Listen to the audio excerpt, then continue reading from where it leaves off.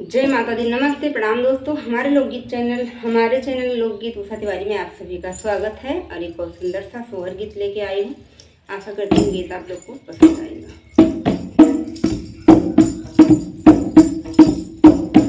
अरे मचियरी बैठली सासु हो त बहुआय रज करई बहुआय रज करई हो मोरी सासु कवन होय किलिया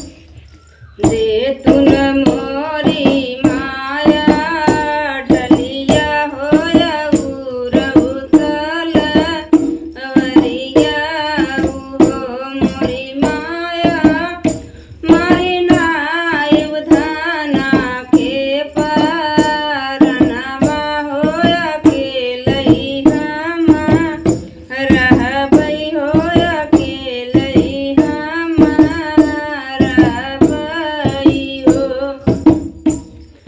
चीनी लेहु पाऊँ कई पानहिया तो कान्हे कई रूमलिया ओ मोरे राजा चीनी लेहु हाथे खैया अंगूठिया हो लछनवा लगावऊ हो लछनवा जिनी लगावऊ मोरे राजा चीनी लेता हाथे खैया अंगूठिया हो लछनवा जिनी लगावा हो लछनवा जिनी लगावऊ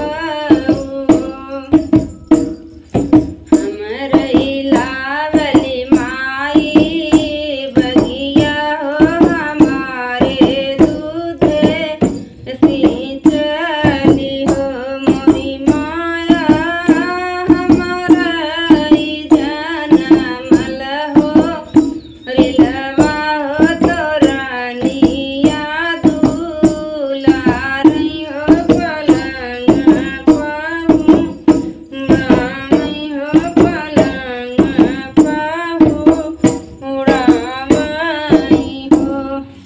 देखो भैया थोड़ा बारिश में बैठे ढुलिए फूल जाना इससे बढ़िया बाजत ना बा जौन हमारे बजहू आता टेढ़ा मेढ़ा वो ना बजता। तो आशा करते हैं जौन बटे हैं कि बढ़िया सोहर गीत आप लोग को पसंद आवत है। और सोहर गीत अगर ये पसंद आ जात बा तो लाइक शेयर और हमारे चैनल को सब्सक्राइब कर ले हैं अच्छी अच्छी वीडियो पावे के लिए। अब वीडियो को पूरा वॉच करी हैं। आप लोग का प्यार दुलार आशीर्वाद बना रहे। धन्यवाद।